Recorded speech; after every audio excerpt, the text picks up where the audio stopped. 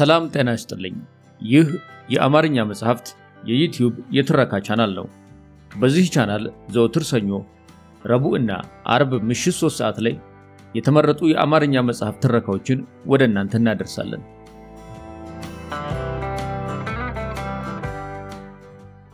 በዛሬው የትረካ ሰዓታችን አቶ ልደቱ አያሌው በነሐሴ 2012 ዓ.ም ለህትመት ካበቁት 27 ሲደመር 2 ከተሰኘው መጽሐፍ ውስጥ ያገኘነውን አቶ ልደቱ አያሌውና የአሁኑ የኢትዮጵያ ጠቅላይ ሚኒስትር አብይ አህመድ ከጠቅላይ ሚኒስትርነታቸው በፊት የት ይተዋወቁ እንደነበርና እንዴት አይነት ግንኙነትም እንደነበራቸው ያተተበትን ምዕራፍ ወደ እናንተ እናደርሳለን። ትረካውን ማድመጥ ሲጀምሩ ቪዲዮ ላይክ ማድረግዎን አይርሱ። ቻናላችንን ሰብስክራይብ ካላደረጉ ሰብስክራይብ በማድረግ የቻናላችን ቤተሰብ ይሁኑ። እስከ ትረካው ማብቂያ ድረስ አብራችሁን ቆዩ።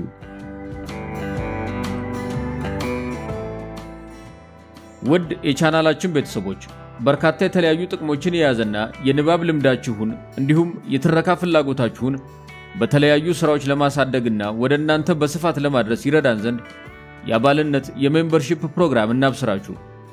የቻናላችን ሆም ውስጥ ሲገቡ ሰብስክራይብ ከምትለው ዋጎን የሚያገኙአትን ጆይን የምትለውን ጽሑፍ ወይንም በዚህ ቪዲዮ ስር በሚገኘው ዲስክሪፕሽን ውስጥ ሜምበርሺፕ የሚለውን ሊንክ በመጫን የተለያዩ ጥቅሞች ያሏቸውን የአባልነት ደረጃዎች ያገኛሉ። ቻናላችንን ለመደገፍና ተጨማሪ የንባብ ክህሎቶን እንዲሁም የትረካ ፍላጎቶን ከተለያዩ ጥቅሞች ጋር ለማሟላት ሜምበር በመሆን የዕውቀት አድማስዎን ያስፉ። ይህንንም ስለሚያደርጉ እናመሰግናለን። ምንም እንኳን ሳይንሳዊ ድጋፍ የሌለው ቢሆንም በተለምዶ አባባል አንድ ሰው በአእምሮና በልቡ heart and mind የሚያስባቸውና የሚወስናቸው ጉዳዮች ሁለት ተቃራኒ ፈርጅ እንዳላቸው ተደርጎ ይታሰባል። አንድ ሰው ምክንያታዊ ጥቅምና ጉዳትን በአግባቡ አመዛዝኖ በአንድ ጉዳይ ላይ ውሳኔ ሲሰጥ በአእምሮ እንዳሰበ፣ ከዚህ በተቃራኒ ስሜታዊ በሆነና ምክንያታዊ ባልሆነ መንገድ ሲወስን ደግሞ በልቡ እንዳሰበ ተደርጎ ይወሰዳል። ልብ የሚባለው አካላችን የደም ዝውውርን ማካሄድ እንጂ የማሰብ ድርሻ እንደሌለው ቢታወቅም አንድ ሰው ግን አንድን ነገር አስቦ ለመወሰን ሲሞክር በውስጡ ግልጽ የሆነ የስሜታዊነትና የምክንያታዊነት ውዝግብ መኖሩ አከራካሪ አይመስለኝም። በኔ በኩልም ይህንን በአእምሮና በልብ መካከል ያለ የእሳቤ ውዝግብ መኖር ጋራለው። ይህንን የምለው ከዚህ ከፍ ሲል ከገለጽኩት ሐሳቤ ጋር በተያያዘ አንድ በውስጤ አስቸጋሪ ውዝግብ የፈጠረብኝን ጉዳይ እዚህ ላይ ለአንባቢያን ማካፈል አስፈላጊ መስሎ ስለታየኝ ነው። ያለፉትን 2 ዓመታት የለውጥ ሂደት ለመገምገም ይህንን ጽሑፍ ለመጻፍ ስሞክር ባልተለመደው ሁኔታ ነፍሴን ያስጨነቃት አንድ ከባድ ፈተና ገጥሞኝ ነበር። ማለትም አንድን ስርዓት ለመገምገም ወይም ለመተቸት ሲሞከር ትችቱ በስርዓቱ ቁንጮ መሪ ላይ ብቻ እንዲያተኩር ማድረግ ተገቢ ነው የሚል እምነት የለኝም። ቢያንስ በስርዓቱ ውስጥ የፖለቲካ ተሿሚ የሆኑና በገዢው ፓርቲ መዋቅር ውስጥ በምክር ቤት ደረጃ አባል የሆኑ ሰዎች የስርዓቱን ጥንካሬም ሆነ ድክመት በተመለከተ የጋራ ተመስጋኝ ወይም የጋራ ተወቃሽ መሆን አለባቸው ብዬ አምናለሁ። በኔ በኩል ብዙውን ጊዜ ትችት ለማቅረብ የምሞክረው በዚህ አግባብ ነው። ነገር ግን በእኛ ሀገር ለስልጣን የሚበቁ የሀገር መሪዎች ህጉና መዋቅሩ ከሚፈቅድላቸው አግባብ ውጪ ለራሳቸው ከልክ ያለፈ የስልጣን ድርሻ ስለሚወስዱ የእነርሱን ስምና ሚና በስፋት ሳይጠቅሱ ስርዓቱን በጥቅል መተቸት አስቸጋሪና ብዙም ትርጉም የማይሰጥ ይሆናል። በዚህ ምክንያት የወቅቱን የለውጥ ሂደት ለመገምገምና ለመተቸት ስሞክር ቀዳሚ ትኩረቴን በአጠቃላይ በለውጥ አመራሩና በለውጥ ሂደቱ ላይ ቢሆን በመፈልገው መጠን የሥርዓቱ መሪ የሆኑትን ዶክተር አብይን ሳላነሳና ሳልተች ማለፍ አልቻልኩም። ዶክተር አብይ የሀገሪቷ መሪና የፖለቲካ ሰው በመሆናቸው ከማንም በላይ መተቸት አስቀድሞ የሚጠበቅና የሚገባ ቢሆንም ነገር ግን እኔ በግሌ ከርሳቸው ጋር የቀረበ ግንኙነት ያለው ሰው በመሆኔ እርሳቸውን በሚሰማኝ መጠን መተቸት ቀላል ውሳኔ ሆኖ አላገኘሁትም። እርሳቸውን በምን ያህል መጠን መተቸት እንዳለብኝ ለመወሰን ስሞክር ያለ ልማዴ ውስጤን ከባድ ህመም እስኪሰማው ድረስ መጨነቅና ደጋግሜ ማሰብ ነበረብኝ። ምክንያቱም ዶክተር አብይ ለኔ ጥሩ ወዳጄ ናቸው። ያን ያህል የጠበቀ ወዳጅነት ባይኖረንም ትውውቃችን የቆየ ነው። አድናቂዬ መሆናቸውን ገልጸው በአንድ የካልዲስ ካፌ ውስጥ ራሳቸውን ያስተዋወቁኝ የዛሬ 12 ዓመት ገደማ ነበር። የስልክ አድራሻችንን የተለዋወጥነው ያኔ ነው። በዚያን ጊዜ እርሳቸው በፖለቲካው መድረክም ሆነ በሌላ ዘርፍ ታዋቂ ሰው ስላልነበሩ ሲደውሉልኝ ማንነታቸውን እንዳረሰው በማሰብ የስልክ ቁጥራቸውን ስልኬ ላይ የመዘገብኩት አብይ ካልዲስ ብዬ ነበር። ዶክተር አብይ ስልጣን ከመያዛቸው በፊት ባገኙት አጋጣሚ የሚያሳዩኝ ፍቅርና አክብሮት በጣም ከፍ ያለ ነበር። ላስተሳሰቤ ካላቸው አድናቆት በመነጨም ይመስለኛል የዛሬ 4 ዓመታት ገደማ የጻፉትን መጽሐፋቸውን አንብቤ አስተያየቴን እንድሰጣቸው ጋብዘውኝ ነበር። ምንም እንኳን የኢህአዴግ ተቃዋሚ በሆነም ዶክተር አብይ የኦህዴድ መሪ ሆነው ሲመረጡ ወደ ከፍተኛው የስልጣን ማማ እየተቃረቡ መሆኑን በመገመት በኔ በኩል ስለ ስኬታቸው በጎ ምኞቴን ስገልጽላቸው የነበረው ከዚያን ጊዜ ጀምሮ ነበር። ከዚያም የኢህአዴግ ሊቀመንበር ሆነው በተመረጡበት ዕለት ከምሽቱ 5:20 እና ከሌሊቱ 8:15 ላይ 2 የኤስኤምኤስ መልእክት ልኬላቸዋለሁ። የመጀመሪያው መመረጣቸውን በሬዲዮ በሰማሁ በጥቂት ደቂቃዎች ውስጥ እንኳን ደስ አለህ በማለት ደስታዬን የገለጽኩበት ሲሆን ሁለተኛው ደግሞ በወቅቱ እንቅልፍ አሳጥቶ አልጋዬ ላይ ሲያንከላውሰኝ ስለነበረውና ከሀገራችን የወደፊት ህልውና ጋር ስለተያያዘው ጭንቀቴ ዘርዘር አድርጌ የላኩላቸው መልእክት ነው። ይህ እስካሁን ድረስ በስልኬ ውስጥ ያለ መልእክት ወደ አማርኛ ስተረጉመው እንዲህ ይነበባል። አብይ ታውቃለህ፣ አሁን ከእኩለ ሌሊት በኋላ 8 ሰዓት ከሩብ ነው። ነገር ግን መመረጥህን ከሰማው በኋላ እንቅልፍ ሊወስደኝ አልቻለም። በመመረጥህ በጣም ተደስቻለሁ። ባንተም ተስፋ አድርጌያለሁ። ግን ደግሞ ቀላል የማይባል ጥርጣሬና ብዥታ በውስጤ አለ።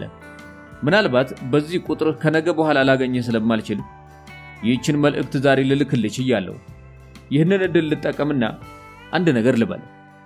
ላለፉት 27 ዓመታት በፖለቲካ ትግል ውስጥ ተዋናይ ሆኜ የኖርኩ ሰው በሆነም በአሁኑ ወቅት በሀገራችን እየተካሄደ ስላለው የፖለቲካ ለውጥ ግን በአግባቡ መረዳት ተስኖኛል። በግልጽ ለመናገር የወቅቱ የለውጥ ሂደት የሐቅ ይሁን የውሸት ፌክ እርግጠኛ መሆን አልቻልኩም። በቂ የፖለቲካ ማብራሪያ ልሰጥበት የማልችል የተደበላለቀ ስሜት ውስጥ ነው ያለሁት። ያንተ ወደፊት ዕጣ ፈንታ ምን ሊሆን እንደሚችል አንተም ሀገራችንን ወዴት አቅጣጫ ልትወስዳት እንደምትችል በግልጽ ሊታየኝ አልቻለም። ነገር ግን በውስጥ ያለው ብዥታ ምንም ይሁን ምን ከነገ ጀምሮ በአደባባይ ደግፈህ ልቆም ወስኛለሁ። ይህንን የማደርገው አንተን ለማስደሰት ብዬ ሳይሆን ይህንን ማድረጌ ሀገሬን ይጠቅማል ብዬ ስላመንኩበት ነው። ወንድሜ ድፍረት አይሆንብኝና እዚህ ላይ አንድ ምክር በትህትና ለመስጠት ልሞክር። የህዝብ ድጋፍ የማይለዋወጥ ነው ብለህ እንዳትተማመን። የህዝብ አመለካከትም ብዙ ተጽዕኖ የሚፈጥርብህ መሪ እንዳትሆን። ለሀገሪቷ ይጠቅማል ብለህ ያመንክበትን እንጂ ህዝብን ያስደስታል ብለህ አቋም ከመያዝ ተቆጠብ። ለሰዎች ምክር በሚገባ ቦታ ስጥ። በመጨረሻ ግን ውሳኔ መስጠት ያለብህ የራስህን ልቦና አዳምጠ መሆን አለበት። የምትወስነው ውሳኔ ሊያስከትል የሚችለውን ተጠያቂነትም ለመጋፈጥ ዝግጁ ሁን። የሀገራችን ፖለቲካ ከምዕራባውያን ፖለቲካ የተለየ ስለሆነም ለፖለቲካ ትክክለኝነት ፖለቲካል ኮሬክትነስ ብዙም አትጨነቅ። በታሪክ የምትወሳ መሪ ለመሆን ከፈለክም ራስህን ሁን፣ አታስመስል። በጣም አስቸጋሪ በሆነ ጊዜ ላይ ታሪክ የሚሰራበት ትልቅ ቦታ ላይ እንደተቀመጥክ ወቅ። ትክክለኛውን መስመር ይዘህ እስከ ተጓዝክ ድረስም እመነኝ ሁላችንም ከጎንህ ነን። አንተ ውጤታማ እንድትሆን አስፈላጊውን ሁሉ እናደርጋለን። በድጋሚ እንኳን ደስ አለህ። መልካሙን ሁሉ እመኝልሃለሁ። በርግጥም በዚህ መልእክት በገባሁት ቃል መሰረት በዚያች ዕለት ማግስት ጀምሮ በአደባባይ ወጥቼ ዶክተር አብይን ለመደገፍ የመጀመሪያው የፖለቲካ ሰው ሳልሆን አልቀረሁም። በኢኤንኤን ቴሌቪዥን ላይ ቀርቤ ለዶክተር አብይ በቂ ጊዜና ሁለንተናዊ ድጋፋችንን ልንሰጠው እንደሚገባ የወቅቱ የተቃዋሚ ፓርቲዎች ሚናም በትንሹም በትልቁ ጉዳይ የለውጥ አመራሩን ለመተቸት መሞከር ሳይሆን የለውጥ ሂደቱ ስኬታማ እንዲሆን ሁለንተናዊ ድጋፍን መስጠት መሆን እንደሚገባው በድፍረት ተናገሩ። እንዲህ አይነት ፈጣን አቋም በመያዝም ከተለያዩ የህብረተሰብ ክፍሎች ትችትም ድጋፍም ማስተናገድኩ። በነገራችን ላይ ከፍ ሲል የገለጽኩት የኤስኤምኤስ መልእክት እዚህ ጽሑፍ ላይ ማስፈር የፈለኩት ያለ ምክንያት አይደለም። መልእክቱ ከነ ዶክተር አብይ ምን ጠብቄ ምን እንዳጣው በግልጽ የሚያሳይና ከጅምሩም ስለ ለውጡ ሂደት የነበረኝ ተስፋ በተገቢ ጥርጣሬ የታጀበ እንደነበር ለአንባቢያን አንድ ጥሩ ማሳያ ይሆናል ብዬ በመገመቴ ነው። ስለ ለውጥ አመራሩ በቂ ዕውቀትና እምነት ገና ባልነበረኝ ወቅት በድፍረትና በፍጥነት የድጋፍ አቋሜን ለመግለጽ የሞከርኩት እንዲሁ በየዋህነት ሳይሆን በበቂ ሁኔታ አስቤበትና ከወቅቱ የሀገራችን ሁኔታ አንፃር ጠቃሚነቱን አመኘበት ነበር። ዶክተር አብይ ስልጣን ተረክበው ቤተ መንግስት ከገቡ በኋላ ማረሱኝም በየጊዜው ስልክ ደውለው ያነጋግሩኛል። ሲችሉም ቢሮአቸው ድረስ ቀጥረው ቡና እየጋበዙ ስለ ሀገር ጉዳይ ለሰዓታት ያወሩኛል። አንዳንዴም በቤተ መንግስት በሚዘጋጀው የእራት ግብዣዎች ላይ አስተዋውሰው ይጋብዙኛል። የአንድ ሀገራዊ ኮሚቴ አባል እንደሆን መርጠውኝም ብዙም ትርጉም ያለው ስራ የሚሰራበት ባይሆንም በትንሹም ቢሆን ሀገሬን እንዳገለግል እድል ሰጥተውኛል። ጥያቄያቸውን በበቂ ምክንያት ሳልቀበለው ብቀርም ብልጽግና ፓርቲን በአዲስ መልክ ሲያደራጁም የፓርቲያቸው አባል እንደሆን ጠይቀውኛል። የሚገርመው ዶክተር አብይና መንግስታቸውን አብዝቼ እየተቸው ባለሁበት በአሁኑ ወቅትም ይህ በጎ ግንኙነታችን እስከ ቅርብ ጊዜ ድረስ ቀጥሎ ነበር። ስንገናኝም በእርሳቸው ላይ ያቀረብኩ ስላለሁት ትችት አንድም ቀን ቅሬታ አንስተው አያውቁም። ይህም በራሱ ለእርሳቸው የበለጠ አክብሮት እንዲኖረኝ አድርጎኛል። እንግዲህ በዚህ ስሜትና ሁኔታ ውስጥ ሆኜ ነው በዶክተር አብይ የሚመራውን የለውጥ ሂደት የሚገመግመውንና የሚተቸውን ይህንን ጽሑፍ ለመጻፍ ስሞክር ልቤና አእምሮዬ አስቸጋሪ ውዝግብ ውስጥ የገቡት።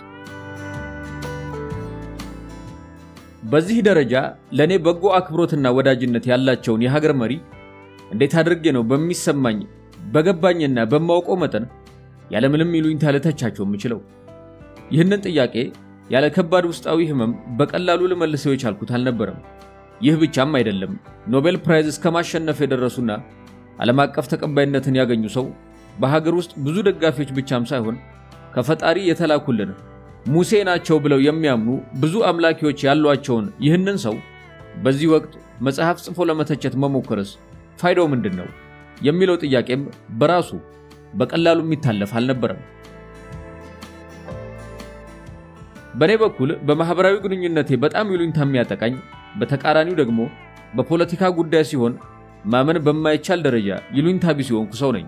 የሀገርና የህዝብ ጉዳይ ነው ብዬ ስለማመን በፖለቲካ ረገድ ካላመንኩበት በስተቀር በይሉኝታ ለማቻቻል የምሞክረው ነገር የለኝም።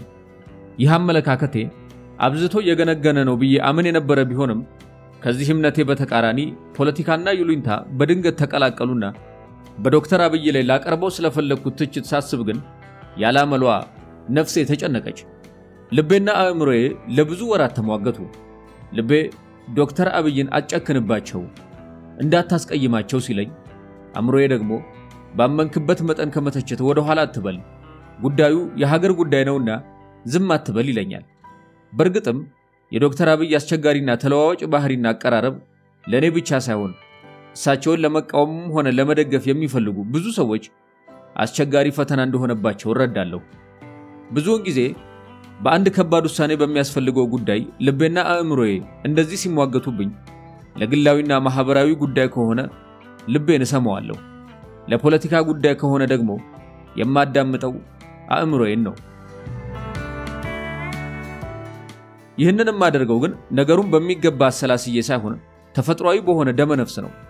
በዶክተር አብይ ጉዳይ ላይ ግን በለመድኩት መንገድ በቀላሉ ውሳኔ ላይ መድረስ አልቻልኩም። ከግማሽ ዕድሜ በላይ በፖለቲካ ሂደት ውስጥ እንዳልኖረ ሰው ይህ የውሳኔ አማራጭ በጽኑ ፈተነኝ። በዚህም ምክንያት የፖለቲካን አንድ ተጨማሪ አስቀያሚ ገጽታና የግል ድክመቴን ለማየትና ለማወቅ ቻልኩኝ። ግን ጉዳዩ የሀገርና የህዝብ ነውና ልብን አዳምጦ ዝም ማለቱም የበለጠ እንቅልፍ የሚነሳና ለፖለቲካ ኃላፊነቴ የማይመጥን ውሳኔ ሆነብኝ። በዚህም ምክንያት እንደተለመደው ልቤ በአእምሮዬ ለመሸነፍ ተገደደ። በመሆኑም በገባኝ በማውቀውና በብዙ ተጨባጭ ምክንያቶች ለመረዳት በቻልኩት መጠን በዶክተር አብይና በሚመሩት መንግስት ላይ ግምገማና ትችቴን ለማቅረብ ወሰንኩ። ውሳኔ ይህ መሆኑን እንደተጠበቀ ሆኖም አሁንም ዋናውን ትኩረቴን በዶክተር አብይ ላይ ሳይሆን በአጠቃላይ በለውጥ አመራሩና በሂደቱ ላይ ለማድረግ ሞክሬያለሁ። በግምገማዬ ላይ የራሱ ቀጥተኛ ያልሆነ ተጽዕኖ ሊኖረው ቢችልም ከዶክተር አብይ ጋር በግል ባደረኳቸው ግንኙነቶችና ውይይቶች ከተለያዩ እሳቸውን በቅርበት ከሚያውቁ ሰዎች ጋር ባለኝ ሰፊ ግንኙነት ያገኘኋቸው መረጃዎችና እነዚህን መረጃዎች መሰረት አድርጌ ስለ ዶክተር አብይ የደረስኩባቸውን የግል ግንዛቤዎች ግን ለዚህ ግምገማና ትችቴ ላልተጠቀምባቸው ወስኛለሁ። ስለሆነም ይህ ግምገማና ትችቴ መሰረት ያደረገው ህዝብ በግልጽ በሚያውቃቸው ጉዳዮች ላይ ብቻ ተመስርቶ ይሆናል። ዶክተር አብይም ይህንን ግምገማዬንና ትችቴን ከገንቢ የፖለቲካ አቋምና የሀገርን ጉዳይ ከማስቀደም የመነጨ እንጂ ለእርሳቸው አክብሮት ከማጣት የቀረበ እንዳልሆነ ይረዱታል ብዬ ተስፋ አደርጋለሁ። መቼም ቢሆን ጽንፈኝነት ያጠላበትና ብሔር ተኮር የሆነ ፖለቲካ ውስጥ እስከቀጠልን ድረስ የሀገራችን ዕጣ ፈንታ አሁን እየሆነ እንዳለው ሊሆን እንደሚችል ወደ እርግጠኝነት የተጠጋና ከተጨባጭ ግምገማ የመነጨ የቀደመ ግምት ነበረኝ። ሆኖም ግን ከግምትም በላይ በሀገሪቱ ላይ በአሁኑ ወቅት እየተከሰተ ያለውን ሁነት በገሃድ ተከስቶ ሳየው እኔም እንደማንኛውም ሰው መደንገጤና ማዘን ያልቀረም።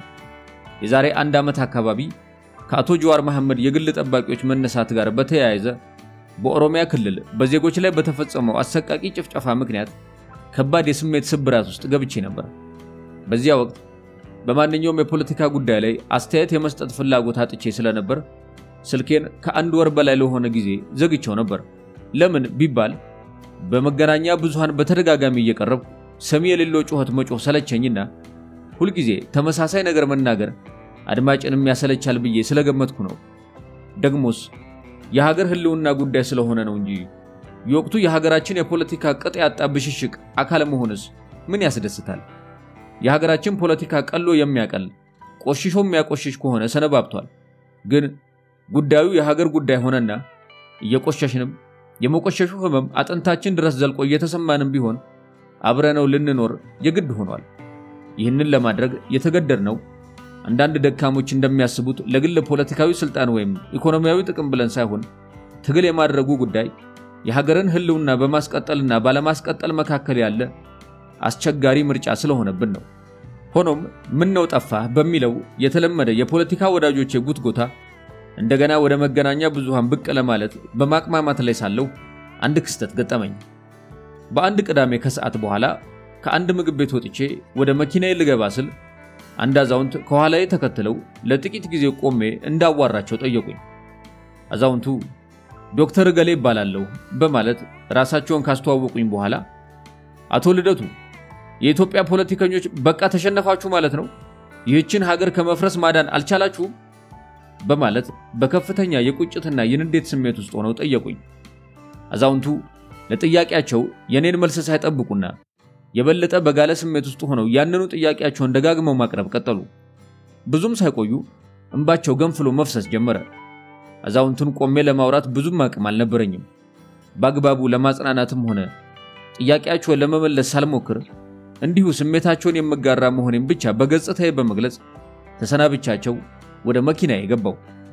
በየሄድኩበት በተለያዩ ሰዎች ተመሳሳይ ስሜትን የሚፈትን ጥያቄ ብዙ ጊዜ የሚቀርብልኝ ቢሆንም የአዛውንቱን በከፍተኛ ተስፋ የመቁረጥ ስሜት የቀረበ ልብን የሚነካ ጥያቄ ግን በቀላሉ መርሳት አልቻልኩም። መኪናዬን መንዳት ከጀመርኩ በኋላ ጥያቄያቸውን ደጋግሜ ለራሴ በመጠየቅ ለራሴ መልስ ለመስጠት ሞከርኩ። ብዙውን ጊዜ እንደምለው የአንድ ሀገር ህልውና አደጋ ውስጥ የሚገባው በክፉ ሰዎች ክፉ ተግባር ብቻ ሳይሆን የእነርሱን ድርጊት የማስቆም ኃላፊነታቸውን በአግባቡ መወጣት ባልቻልን ዜጎች ድክመት ጭምር ነው። ከዚህ እምነቴ ከመነጨ በሀገራችን እየተፈጠረ ላለው ችግር ሁሉ ጊዜም ራሴን ከተጠያቂነት ውጭ አድርጌ አይቼው አላውቅም። እኔ እንደ አንድ ዜጋ የሀገሪቱን ሁኔታ ወደ በጎ አቅጣጫ ለመለወጥ አቅምና ሁኔታ በፈቀደልኝ መጠን ሞክሬያለሁ ብዬ ባምንም ዞሮ አባል ሆኜ በታገልኩበት ፓርቲ አማካኝነትም ሆነ በትውልዱ አባልነቴ ሀገራዊ አደጋውን ማስቀረት ባለመቻላችን ከፍተኛ የሽንፈት ስሜት ይሰማኛል። አንዳንድ ጊዜም የ28 ዓመቱ የፖለቲካ ትግል ጉዟችን ከንቱ ድካምና የህይወት ዘመን ኪሳራ ሆኖ ይሰማኛል። ምክንያቱም ሀገራችን አሁን ወደምንገኝበት የህልውና አደጋ ውስጥ የገባችው ለዘብተኛና ምክንያታዊ አስተሳሰብ ያለን በሚሊዮን የምንቆጠር ሀገር ወዳድ ዜጎች በጥቂት ብሔርተኛና የጽንፍ ፖለቲካ አራማጅ በሆኑ ሰዎች ተሸናፊ በመሆናችን ነው። ኢትዮጵያውያን ሁሉ ጊዜም ለሀገራችን ችግሮች ጣታችንን የምንቀስርበት ተጠያቂ አካል አተን ባናውቅም እንደኔ አስተሳሰብ ግን የድርሻችን መጠን ቢለያይም ሁላችንም እንደ ትውልዱ አባልነታችን በቀጥታም ይሁን በተዘዋዋሪ የችግሩ ተጋሪዎችና ተጠያቂዎች ነን። እናም ከዚህ ነባራዊ አስተሳሰቤ በመነጨ የአዛውንቱን ጥያቄና ወቀሳ ወቅታዊና ተገቢ አድርጌ ወስጄዋለሁ። ለአዛውንቱ ጥያቄ ያለኝ መልስም አዎ አልቻልንም፣ እስካሁን ባለው ሂደት ተሸንፈናል፣ የወደፊቱ የሚወስነው ደግሞ ዛሬ ላይ ይህንን ሽንፈት ለመቀልበስ በሚኖረን ቁጭትና በመናካሄደው ተጨባጭ ትግል ይሆናል የሚል ነው። ይህ ያዛውንቱ በእንባ የታጀበ ጥያቄና ወቀሳም በወቅቱ በነበርኩበት የስሜት ፍዘት ነቃ እንድልና ስለ ወቅታዊው የሀገራችን የፖለቲካ ሁኔታ ያለኝን ግምገማ በዚህች መጽሐፍ እንዳጋራችሁ መነሻ ምክንያት ሆነኝ። ይህንን ወቅታዊ ግምገማ ለመጻፍ የፈለኩት እስካሁን ስናገረው ከኖርኩት ሁሉ የተለየ አዲስ ሐሳብ ኖሮኝ ወይንም ደግሞ ከስካሁኑ የቁራጭ ሆቴ በተለየ መልኩ አድማጭ አገኛለሁ ብዬ በማሰብ አይደለም።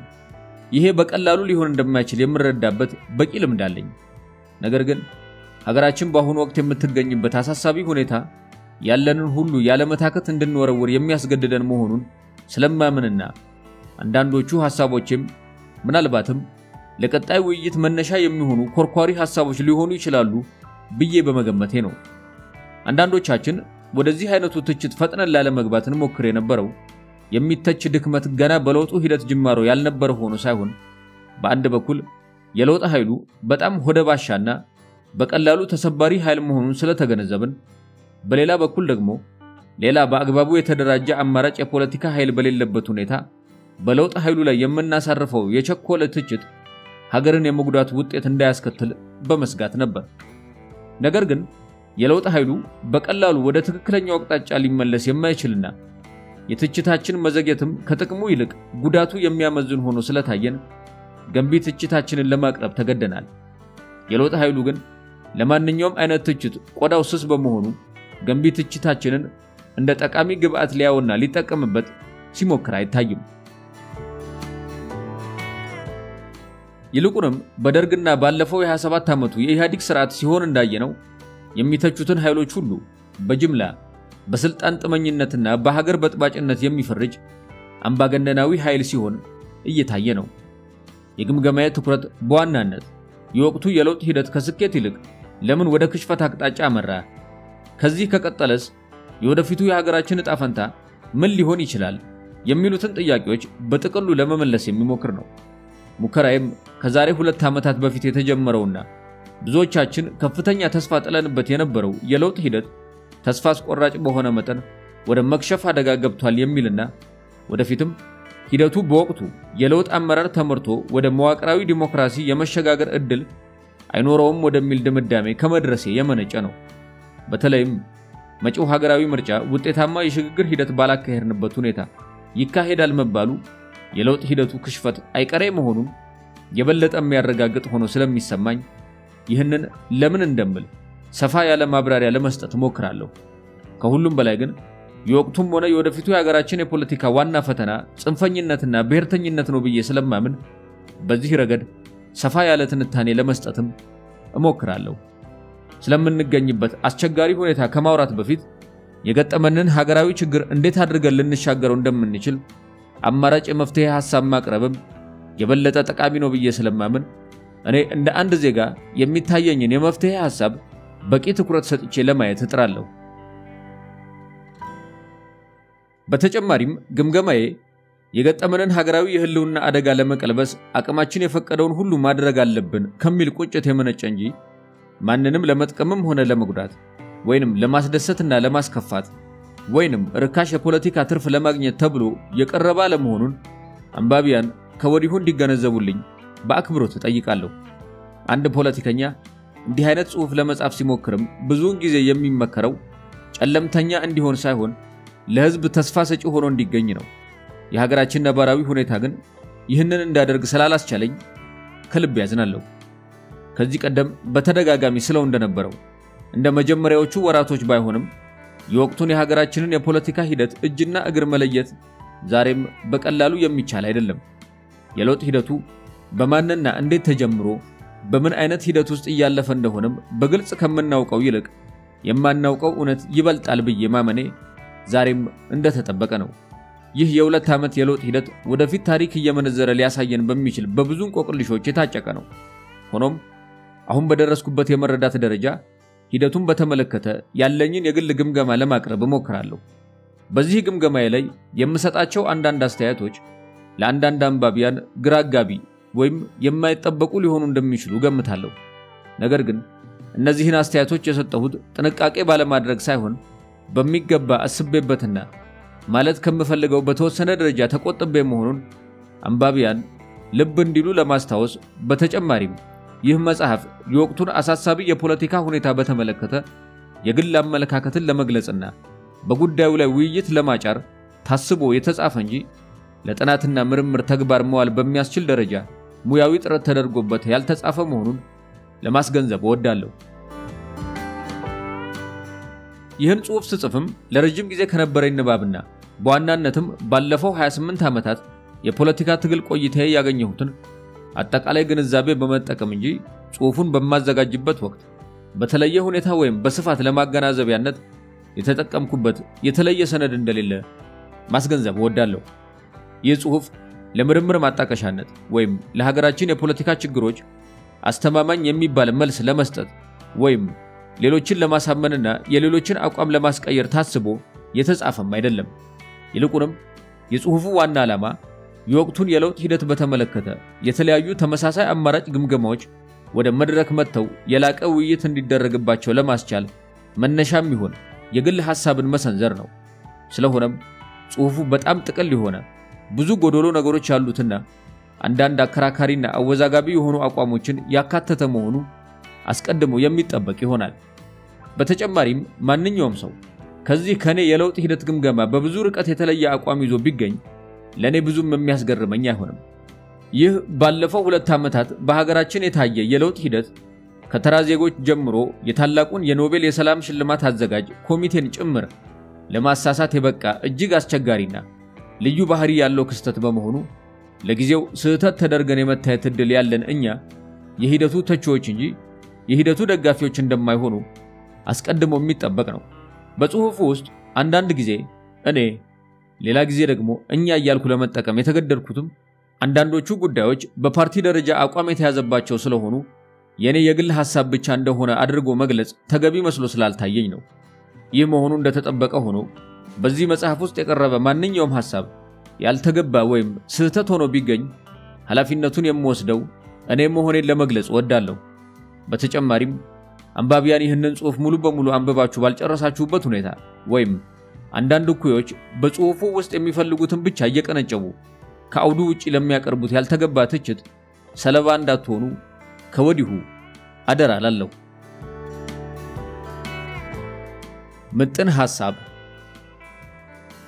ከዶክተር አብይ አህመድ ወደ ጠቅላይ ሚኒስትርነት ስልጣን መምጣት ጋር ተያይዞ በሀገራችን የተከሰተውና ከፍተኛ የህዝብ ተስፋ ፈጥሮ የነበረው የለውጥ ሂደት የመክሸፍ አደጋ አጋጥሞታል። ሀገራችንም በአሁኑ ወቅት አዲስ አምባገነናዊ ስርዓት በማዋለድ ሂደት ላይ ናት። ይህም የሆነው በአንድ በኩል በሀገራችን የበላይነት ባገኘው የጽንፈኝነትና የብሔርተኝነት ፖለቲካ ምክንያት ሲሆን በሌላ በኩል ደግሞ የግልና የቡድን ስልጣንን ከሀገር ጥቅም በላይ ከማስቀደም ፍላጎትና ከመዋቅራዊ የፖለቲካ አመራር ድክመት በመነጨ ነው። የወቅቱ የለውጥ አመራር የእነዚህ መሰረታዊ ችግር ሰለባ በመሆኑ ምክንያት ህዝቡ የጣለበትን ለውጥና ውጤታማ የማድረግ አደራ በታማኝነት ከመወጣት ይልቅ ወደ የእርስ በእርስ ጦርነት የስልጣን ሽኩቻ ውስጥ በመግባትና ሰላምንና የህግ የበላይነትን በሀገሪቱ በአግባቡ ማስፈን ባለመቻሉ ምክንያት የለውጥ ሂደቱን ውጤታማ ማድረግ ሳይችል ቀርቷል። በጥሩ ተስፋና መንፈስ የተጀመረው የለውጥ ሂደት በአንድ በኩል ለውጡ ሁሉን አቀፍ በሆነ የሽግግር ተቋምና ከዚህ አይነቱ ተቋምና ከፖለቲካ ፓርቲዎች ድርድር በመነጨ ፍኖተ ካርታ መመራት ባለመቻሉ በሌላ በኩል ደግሞ ሀገር አቀፍ ብሔራዊ እርቀ ሰላም በማካሄድና መሰረታዊ የፖለቲካ ቅራኔዎቻችንን በተገቢ የህግና የመዋቅር ማሻሻያዎች መፍታት ሲገባው ገዢው ፓርቲ ግን ከዚህ በተቃራኒ እኔ ያሻግራቸዋለሁ በሚል የተለመደው መታበይ ሂደቱን ብቻውን ሊመራውና ሊቆጣጠረው በመፈለጉ ሀገሪቱን ከጥፋት ይታደጋታል ተብሎ ከፍተኛ ህዝባዊ ተስፋ የተጣለበት የለውጥ ሂደት በተቃራኒው ሀገሪቱን ከድጡ ወደ ማጡ የማስገባት ስጋት ፈጥሯል። በዚህ ምክንያት በአሁኑ ወቅት ሀገራችን ከፍተኛ የህልውና ስጋት ውስጥ ገብታለች። ሀገሪቷ ህዝቡ ሲጠብቀውና ሲታገልለት ወደ ነበረው መዋቅራዊ ዲሞክራሲ የመሸጋገር ሳይሆን ወደ ለየለት የእርስ በእርስ ጦርነት ወይም መንግስት የለሽነት አደጋ ውስጥ የመግባት እድሏ ሰፊ ሆኗል። በአሁኑ ወቅት በስልጣን ላይ የሚገኘው የለውጥ አመራር የተጀመረውን የለውጥ ሂደት ስኬታማ አድርጎ ሀገራችንን ወደ መዋቅራዊ ዲሞክራሲ ለማሸጋገር የሚያስችል ዕውቀትና ልምድ ከዚያም በላይ ልባዊ ፍላጎትና ቅንነት እንደሌለውም ባለፉት 2 ዓመታት በበቂ መጠን በተግባር ታይቷል።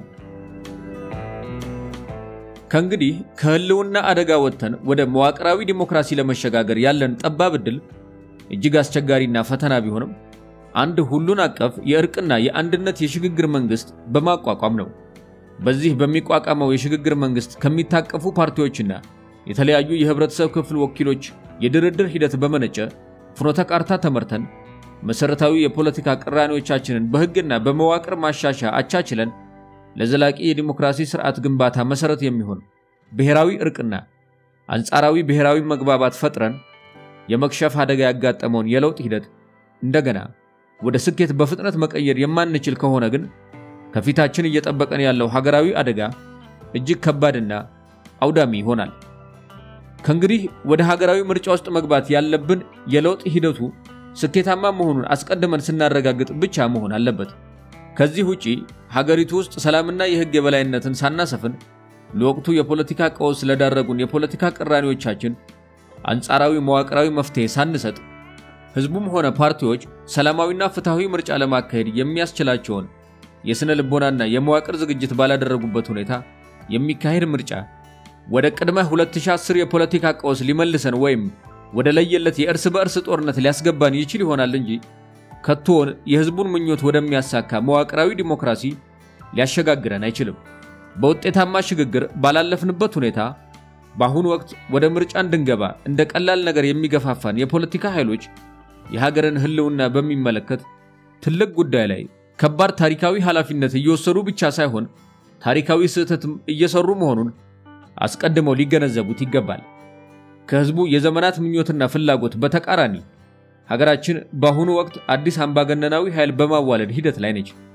ይህንን አደገኛ ሂደት ህዝቡ በውል ተገንዝቦና በህጋዊና ሰላማዊ ትግል በአስቸኳይ የማያስቆመው ከሆነ የወደፊቱ የሀገራችን ዕጣ ፈንታ ወደ ለየለት የእርስ በእርስ ጦርነት ወይም መንግስት የለሽ አደጋ ውስጥ መግባት እንደሚሆን ለመገመት ነብይ መሆን አይጠይቅም። ብለን ነበር እንደ መንደርደሪያ። በፖለቲካ ውይይት ብለን ነበር ማለት እምብዛም የሚወደድ አባባል አይደለም፣ እንደ ተመጻዳቂም ያስቆጥራል። ሆኖም ጊዜው ይሉኝታ ቢስ የሚያደርግ ሆነና ዛሬ ላይ እኛም ብለን ነበር ለማለት ወደደን። ብለን ነበር ለማለት የተገደድነውም ያለ ምክንያት ሳይሆን ትላንት ያልናቸው ነገሮች ነገር ግን አሁንም ጊዜ ያላለፈባቸውና የዛሬንና የነገን ዕጣ ፈንታችንን የሚወስኑ በመሆናቸው ነው። እነዚህ ብለን ነበሮች ከብዙ በጥቂቱ የሚከተሉት ናቸው። አንደኛ፣ የሀገራችን ፖለቲካ ከብሔርተኝነትና ከጽንፈኝነት የፖለቲካ ባህል ተላቆ ሶስተኛ አማራጭ ወደምንለው አዲስና ምክንያታዊ የፖለቲካ ባህል ካልተሸጋገረ የመጨረሻ ዕጣ ፈንታችን የእርስ በእርስ ፍጅትና ሀገር የለሽነት እንደሚሆን ላለፉት 2 አስርት ዓመታት ተናግረናል። ሁለተኛ፣ በምርጫ 97 ማግስት ቢያንስ ገዢው ፓርቲ አምኖ የተቀበለውን የምርጫ ውጤት ይዘን አዲስ አበባ ምክር ቤትን ተረክበንና በሙሉ አቅማችን ፓርላማ ገብተን የህዝቡን ሰላማዊ ትግል አጠናክረን መቀጠል እንደነበረብን ሽንጣችንን ገትረን ተሟግተናል። ይህ ሐሳባችን ተቀባይነት ካላገኘም የህዝቡ ሰላማዊ ትግል ለሌላ 15 ወይም 20 ዓመታት ወደ ኋላ ሊመለስ እንደሚችል ስጋታችንን ደጋግመን ገልጸናል።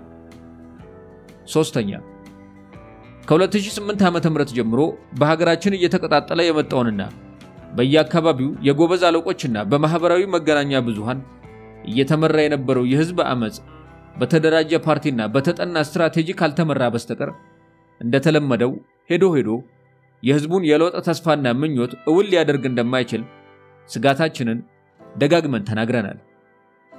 አራተኛ፣ ዶክተር አብይ አህመድ ወደ ስልጣን ከመጡበት ዕለት ጀምሮ በሀገራችን የተጀመረው የለውጥ ሂደት ሁሉን አቀፍ በሆነ የሽግግር ተቋምና የፓርቲዎች የድርድር ውጤት በሆነ ፍኖተ ካርታ ካልተመራ በስተቀር የመጨረሻ ዕድሉ ክሽፈት እንደሚሆን ስጋታችንን ደጋግመን ተናግረናል። የሀገራችን ፖለቲካ የሚመራው ዕውቀትንና መረጃን መሰረት ባደረገ ግምገማና ትንታኔ ሳይሆን በስሜትና በጀብደኝነት በመሆኑ እነዚህ በተገቢው ጊዜ የተናገርናቸውና የምንፈልገውን ለውጥ ለማሳካት ያግዙን የነበሩ ምክረ ሐሳቦች ሰሚ አላገኙም። ታዲያ ለነዚህ 4 ምክረ ሐሳቦች ተቀባይነት አለማግኘትም ምክረ ሐሳቦቹ በተቀመጡበት የቅደም ተከተል አግባብ በአጠቃላይ ትውልዱ ተቃዋሚው ጎራና የወቅቱ የለውጥ አመራር ተጠያቂዎች ናቸው ማለት ይቻላል። እነዚህ ጠቃሚ ምክረ ሐሳቦቻችን አድማጭ አለማግኘታቸው አንድ ነገር ሆኖ ሳለ ከዚያም በላይ የሀገራችን የፖለቲካ ባህል ይሉኝታ ቢስ ፍትህ የለሽና ጨካኝ በመሆኑ ለሰላማዊና ህጋዊ ትግል ቁርጠኛ በመሆናችን የምንታወቅ ኢዴፓዎች ላለፉት 3 ዓመታት ከፖለቲካ መድረኩ ያለ አግባብ በሴራ ተገልለን ቆይተናል። ለ20 ዓመታት የደከምንበትና በሀገራችን የምክንያታዊ ፖለቲካ ፋና ወጊ የሆነውን ፓርቲያችንን በግፍ ተቀምተን እስካሁን ችግሩ ሙሉ በሙሉ አልተፈታም። ከ3 ዓመታት በላይ ለሆነ ጊዜ ለሀገር ሳይሆን ለፓርቲ ህልውና ስንታገል ለመክረም ተገደናል። የጽንፈኝነትና የብሔርተኝነት አስተሳሰብ ገዢ በሆነበት ሀገር ፍትህ የሚጠፋው በቤተ መንግስትና በፍትህ አደባባይ ብቻ ሳይሆን በዜጎች ልቦና ጭምር በመሆኑ ስለደረሰብን በደል ፍትህ የሚሰጠን ብቻ ሳይሆን ተቆርቋሪ የሆነ ወገን አተን ብቻችንን ስንባዝን ኖረናል። ተስፋ መቁረጥ በፖለቲካ መዝገበ ቃላችን ውስጥ ቦታ የሌለው በመሆኑ እንጂ ኢዴፓዎች የኛ ባልሆነ የፖለቲካ አውድ ውስጥ ባይተዋር ሆነን እንደኖርን ግን ተገንዝበናል። ይህንን የምንለው ምስቅልቅሉ በወጣ የአረም እርሻ ውስጥ በቅለን ግን ኮስመነንና ጫጭተን ለመኖር በመገደዳችን ነው። በዛሬውም የሀገራችን ፖለቲካ ሁኔታ በአግባቡ የመደመጥ ዕድል አግኝተን ዳግም ብለን ነበር እንዳንል ምኞታችን ነው። ግን ዙሪያ ገባውን ስንቃኝ ይህ ምኞታችን ዛሬም እውንም ይሆን አይመስልም። የምንጠብቀው ለውጥ ምን ነበር? ከላይ በመግቢያዬ ብለን ነበር 3 ላይ ለማስተዋወስ እንደሞከርኩት ከአንድ ሀገር እንዲመጣ የሚፈልገው የፖለቲካ ለውጥ የሰመረ እንዲሆን ከተፈለገ በተደራጀ ኃይልና አስቀድሞ በተጠና ስትራቴጂ መመራት አለበት። ነገር ግን የወቅቱ የለውጥ ሂደት በዚህ አግባብ እየተመራ ባለመሆኑ የምንጠብቀው ለውጥ ምን ነበር ለሚለው ጥያቄ በዜጎች ደረጃ ብቻም ሳይሆን በፖለቲካ ልሂቃን ደረጃም ተቀራራቢ ግንዛቤ የለም። የለውጥ ሂደቱ እየተካሄደ ያለው በሀገሪቱ ጥገናዊ ተሐድሶ ለማድረግ ይሁን ወይም መሰረታዊ የሥርዓት ሽግግር ለማምጣት ግልጽ ግንዛቤና መግባባት የለም። በዚህ ረገድ ግልጽ ግንዛቤ እንዲኖር በመንግስት በኩልም ሆን ተብሎ የተፈለገ አይመስልም። በዚህም ምክንያት የለውጥ ሂደቱን በመገምገም ረገድ በዜጎችም ሆነ በፖለቲካ ልሂቃኑ ዙሪያ ያለው አመለካከት እጅግ ዝብርቅርቅና የተራራቀ ሆኖ ይታያል። ሂደቱን ለመገምገም ያስገደደኝ አንዱ መሰረታዊ ምክንያትም ይሄ ነባራዊ ሁናቴ ነው። ለምሳሌ በአሁኑ ወቅት የለውጥ ሂደቱ ስኬታማ ነው ብለን በማመን ለውጡን እየደገፉ ያሉ የህብረተሰብ ክፍሎችን ቢያንስ በሚከተሉት 6 ፈርጆች ከፋፍለን ልናያቸው እንችላለን። ደጋፊ 1 በዚህ ምድብ ውስጥ የሚገኙት የለውጥ ደጋፊዎች በአብዛኛው ሀገር ወዳድ ይሆኑ ነገር ግን የፖለቲካውን ሂደት በመከታተል ረገድ ጥልቀት ያለው ግንዛቤ የሌላቸው ዜጎች ናቸው። እነዚህ ዜጎች የለውጥ ሂደቱን ስኬታማነት የሚለኩት በዋናነት ዶክተር አብይ በየመድረኩ በሚያደርጋቸው አማላይ ንግግሮች ሲሆን ከዚያ አለፍ ሲልም ከሴቶች ተሳትፎ፣ ከከተማ ጽዳት፣ ከደን ልማት፣ ከፓርኮች ግንባታና ከመሳሰሉት የተለያዩ የበጎ አድራጎት ተግባሮቻቸው ጋር በተያያዘ ነው። እነዚህ የዋህ ዜጎች የሀገሪቷን ውስብስብ የፖለቲካ ሁኔታ በአግባቡ መንገንዘብ ስለማይችሉ በጠቅላይ ሚኒስትሩ ጥሩ ንግግሮች ብቻ ረክተው ጥሩ እንቅልፍ የሚተኙ ናቸው። ደጋፊ 2 በዚህ ምድብ ውስጥ የሚገኙት ደጋፊዎች ህወሓትን አምርረው ይጠሉ የነበሩና ለሀገሪቱ የፖለቲካ ችግሮች ዋናው ተጠያቂ ህወሓት ብቻ ነው ብለው የሚያምኑ ዜጎች ናቸው።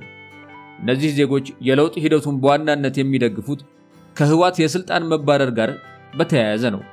በሌላ አነጋገር ህወሓት ከስልጣን እስከተወገደ ድረስ የባሰ ነገር አይመጣም ብለው ስለሚያስቡና የለውጥ ሂደቱ ከተጨናገፈም ህወሓት እንደገና ወደ ስልጣን ተመልሶ ይመጣበናል ብለው ስለሚሰጉ የለውጥ ሂደቱን በጭፍን የሚደግፉ ናቸው። እነዚህ ሰዎች ለህወሓት ካላቸው ከፍተኛ ጥላቻ የተነሳ የለውጥ ሂደቱን ደካማና ጠንካራ ጎን በተገቢ ምክንያት ለመመዘን ፈጽሞ ፍላጎት የላቸውም። በዚህ ፈርጅ ውስጥ የፖለቲካ ግንዛቤያቸው ዝቅተኛ ከሆኑ ሰዎች ጀምሮ እስከ ታዋቂ የፖለቲካ ሰዎች ድረስ ተካተው እናገኛለን። የእነዚህ ዜጎች አስተሳሰብ የተቃኘው ህወሓት የወደደውን ሁሉ በመጥላትና የጠላውን ሁሉ በመውደድ ስለሆነ ስለ ህወሓት ሳያስቡ የወቅቱን ለውጥ በራሱ ጥንካሬና ድክመት መዝነው ለመደገፍም ሆነ ለመቃወም አይሞክሩም። በአጠቃላይም የዶክተር አብይ አብዛኛዎቹ አክራሪ ደጋፊዎች የህወሓት አክራሪ ተቋሚ የነበሩ ሰዎች ናቸው ማለት ይቻላል። ደጋፊ 3 በዚህ ምድብ ውስጥ የሚገኙት ደጋፊዎች በተወሰነ ደረጃ የፖለቲካ ጉዳይን የሚረዱ ዜጎች ቢሆንም ዋናው የድጋፍ መመዘኛቸው ግን ፖለቲካዊ አይደለም። የእነዚህ ዜጎች ድጋፍ የሚመነጨው እጅግ ጠባብ ከሆነ የብሔርተኝነት ወይም የሃይማኖት ወገንተኝነት ላይ ተመስርቶ ነው። እነዚህ ሰዎች ከሃይማኖትና ከብሔር ማንነት ጋር በተያያዘ ጠባብ መመዘኛ ዶክተር አብይን የኛ ሰው ስለሆኑ ከማንኛውም ሌላ አካል ይሻሉናል ብለው በማመን ብቻ ጭፍን ድጋፍ የሚሰጡ ሰዎች ናቸው። ደጋፊ 4 በዚህ ምድብ ውስጥ የሚገኙት ደጋፊዎች የፖለቲካ ሂደቱን በትኩረት የሚከታተሉ ዜጎች ናቸው። እነዚህ ዜጎች ዶክተር አብይ አደናቃፊ በዝቶባቸው ነገሮች ከአቅም በላይ ሆነውባቸውና የሽግግር ወቅት በባህሪው አስቸጋሪ ስለሆነ ነው እንጂ እርሳቸው ሀገሪቱን በአግባቡ እየመሩ ያሉ ሀገር ወዳድና አዋቂ መሪ ናቸው የሚል ቅን አስተሳሰብ ያላቸው ዜጎች ናቸው። ዶክተር አብይ ወደ ስልጣን ከመጡ ጀምሮ የሀገሪቱን የፖለቲካ ምህዳር ለማስፋት ሲባል በህግና በመዋቅር ማሻሻያ ደረጃ የወሰዷቸውን አንዳንድ ተጨባጭና ጠቃሚ እርምጃዎች እንደ በቂና ዘላቂ መፍትሄ በመቁጠርም የለውጥ ሂደቱን ከልባቸው የሚደግፉ ናቸው።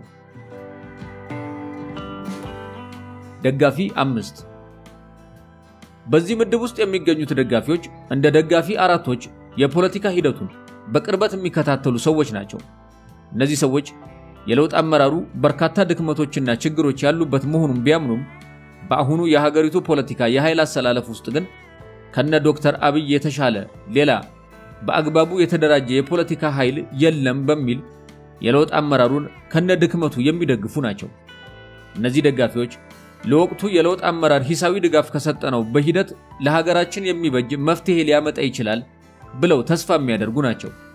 እነዚህ ደጋፊዎች ህወሓትና ኦነግን የመሳሰሉ ብሔርተኛ ድርጅቶችን አብዝተው የሚፈሩና የሚጠሉ ሰዎች ሲሆኑ ዶክተር አብይ ሀገሪቱ ከእንዲህ አይነት ብሔርተኞች ሊደርስባት የሚችለውን አደጋ የሚታደግ ሀገር ወዳድ መሪ ነው ብለው በማመን የሚደግፉ ሰዎች ናቸው።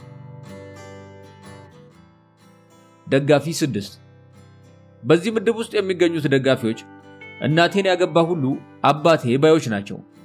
እነዚህ ሰዎች ስርዓቱ ለሀገርና ለህዝብ ጥቅም የሚኖረው ፋይዳ ምንም ይሁን ምን ከመጣው ስርዓት ጋር ሁሉ ራሳቸውን አመሳስለው መኖር የሚፈልጉ ሰዎች ናቸው። በዚህ ፈርጅ ውስጥ ስራ ፈላጊ ከሆኑ ደሃ ዜጎች ጀምሮ ብልጽግና ፓርቲን በአንድ ቀን ቢሊዮነር ማድረግ እስከቻሉት የሀገራችን አደርባይ ባለሀብቶች ትምህርት ቀመስ ካልሆኑ ዜጎች ጀምሮ እስከ ታዋቂ የዩኒቨርሲቲ ፕሮፌሰሮች ድረስ ተካተውበት እናገኛለን። በዚህ ፈርጅ ውስጥ የሚገኙ አብዛኞቹ የወቅቱ ለውጥ አክራሪ ደጋፊዎች ከማንም በላይ ያለፈው የ27 ዓመቱ ስርዓት አክራሪ ደጋፊ የነበሩና የእናቶ መለስ ዜናዊ አምላኪ የነበሩ ሰዎች ናቸው። የወቅቱ ለውጥ ስኬታማ ነው ብለው የሚደግፉ ወገኖች ከነዚህ ከተጠቀሱት 6 ምክንያቶች ውስጥ በአንዱ ወይም በከፊሉ ምክንያቶች የሚደግፉ ናቸው።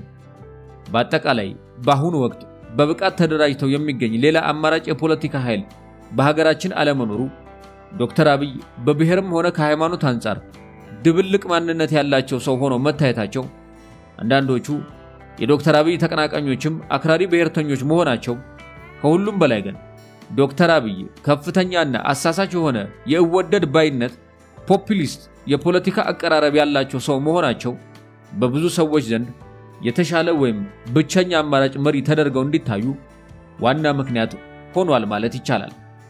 በተመሳሳይ ሁኔታ የለውጡ ሂደት ስኬታማ ነው ብለው የሚደግፉት ብቻ ሳይሆን ሂደቱን የሚቃወሙት ወገኖችም የለውጥ ሂደቱን በሚመለከት ተቃውሟቸው የሚመሰረትበት ምክንያት አንድ አይነት አይደለም። የነዚህ ሂደቱን የሚቃወሙ ወገኖች የተቃውሞ ምክንያት ደግሞ ቢያንስ በሚከተሉት 4 ዋና ዋና ፈርጆች ተከፍሎ ሊታይ ይችላል። ተቃዋሚ 1 በዚህ ምድብ ውስጥ የሚገኙት ተቃዋሚዎች የነ ዶክተር አብይ አመራር ብሔር ተኮር የሆነውን ፌደራላዊ ስርዓት አፍርሶ ባህዳዊነት ለመተካት የመጣና ፊት ለፊት ከሚናገረው ነገር በተለየ ድብቅ አጀንዳ ያለው አህዳዊ ኃይል ነው ብለው በማመን ሂደቱን የሚቃወሙ ናቸው።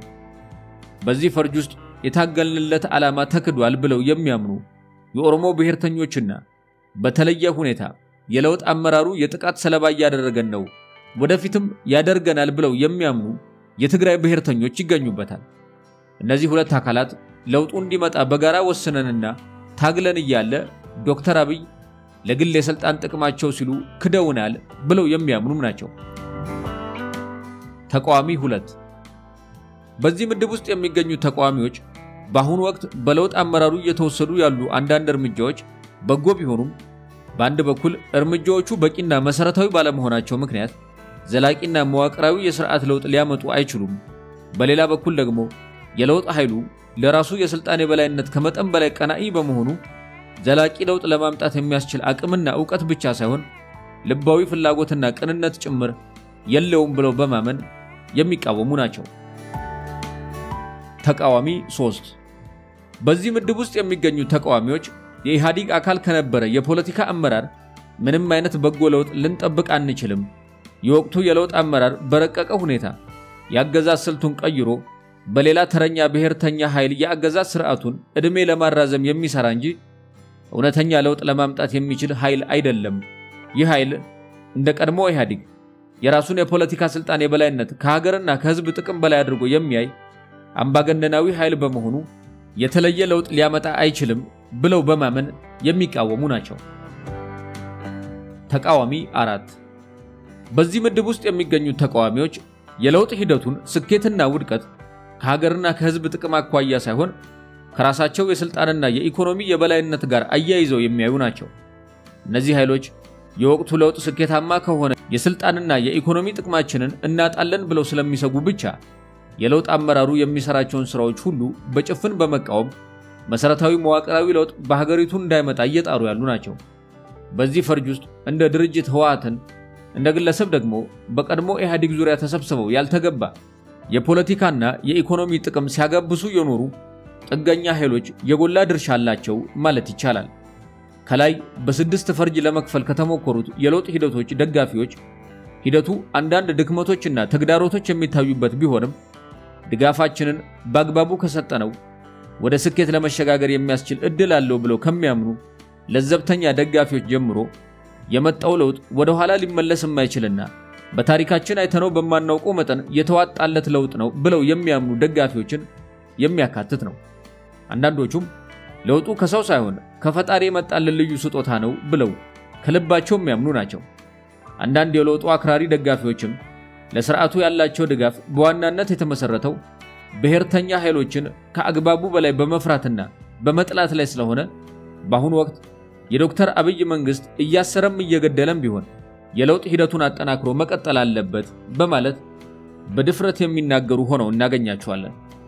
እንዲህ ብለው በድፍረት የሚናገሩ ሰዎች ቁጥር ቀላል የማይባልና አንዳንዶቹም ለዶክተሬትና ለፕሮፌሰርነት ማዕረግ የበቁ ሰዎች መሆናቸውን ስናይ ሀገራችን እንደ ሀገር ምን ያህል አዲስ አምባገነናዊ ስርዓት በማዋለድ ሂደት ውስጥ እንደምትገኝ በግልጽ ያሳየናል።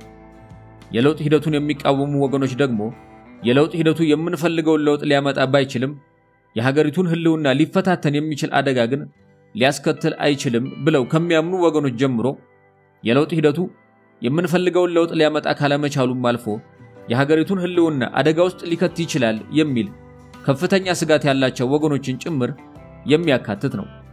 ከዚህ የወቅቱን የለውጥ ሂደት በሚመለከት ከሚታይ ውጥንቅጥና ጉራማይሌ የሆነ አመለካከት የምንረዳው ኢትዮጵያውያን በሀገራችን ለውጥ እንዲመጣ ስንታገልና ዋጋ ስንከፍል የኖርን እንዲመጣ ስለምንፈልገው ለውጥ ተቀራራቢ የሆነ አመለካከት እንኳን ሳይኖረን መሆኑን ነው። ይህ እውነት እስካሁን የመጣንበት የትግል ሂደት ምን ያህል በመሰረታዊ ድክመት የተሞላ እንደነበር ብቻም ሳይሆን ወደፊትም ብዙ አስቸጋሪ ፈተና እንደሚጠብቀን የሚያሳይ ነው። በአጠቃላይ የለውጥ ሂደቱን በሚመለከት ያለን እይታ ሰፊ አስተሳሰብ ልዩነት የሚታይበት መሆኑ የሚያሳየን የምንጠብቀው ለውጥ ምን ነበር ለሚለው ጥያቄ ሁላችንም የሚያስማማን አንድ መልስ ሊኖር አለመቻሉን ነው። ይህም የሆነው እንዲሁ በአጋጣሚ ሳይሆን በበቂ ፖለቲካዊ ምክንያት ነው።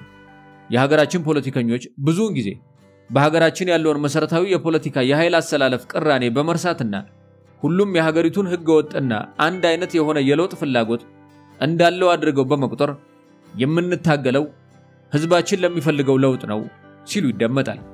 ይህ ግን ስህተት ነው።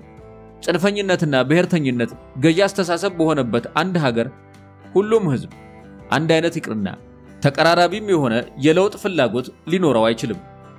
ፖለቲካችንም ቢሆን በዋናነት የተመሰረተው በጋራ ሀገራዊ ጉዳዮቻችን ላይ ሳይሆን በልዩነት ላይ በመሆኑ በሆነ ታሪካዊ አጋጣሚም ሆነ በትግል የሚመጣ የፖለቲካ ለውጥ ሁሉንም ህዝብ የሚያስማማ ሊሆን አይችልም። ዛሬም የወቅቱን ለውጥ በተለያየ መንገድ ለመገምገምና ለመፍረድ የተገደድንበት ዋና ምክንያት በውስጣችን ካለው መሰረታዊ የፖለቲካ ቅራኔ በመነጨ ነው። ይህንን ቅራኔ በህግና በመዋቅር የግድ ማቻቻል ወይም ማስታረቅ ያስፈልጋል የምንለው ያለ ምክንያት ሳይሆን ይህንን ሳናደርግ ከቀረን መቼም ቢሆን በሀገራችን በሚመጣ ማንኛውም አይነት ለውጥ አሁን እየታየ እንዳለው አንጻራዊ ብሔራዊ መግባባት ለመፍጠር ስለማንችል ነው። ለዚህም ነው በአሁኑ ወቅት በሀገራችን የመጣው ለውጥ ሲጀመር ለብዙዎቹ በደስታ የሚያስፈነድቅ አሁን ላይ ደግሞ ለከፊሉ የሚያስፈነድቅና ለከፊሉ አንገት የሚያስደፋ ሲሆን የሚታየው ገዢዎቻችን የተረኝነት ቦታቸውን በተቀያየሩ ቁጥር በዚያው መጠን በደጋፊዎቻቸው ውስጥ ተደሳቾችና ተከፊዎች ቦታቸውን ሲቀያየሩ እየታየ ነው። ስለሆነም እንዲመጣ የሚፈልገውን ለውጥ በተመለከተ አንድ አይነት አስተሳሰብ ሊኖር እንደማይችል አስቀድሞ የታወቀ ቢሆንም ቢያንስ በኔ ወይም አባል በሆንኩበት በኢዴፓ ፓርቲ ደረጃ እንዲመጣ እንጠብቅ የነበረው ለውጥ ምን እንደነበር ለግንዛቤ ይረዳ ዘንድ በጥቅሉ እንደሚከተለው ለማሳየት ልሞክር።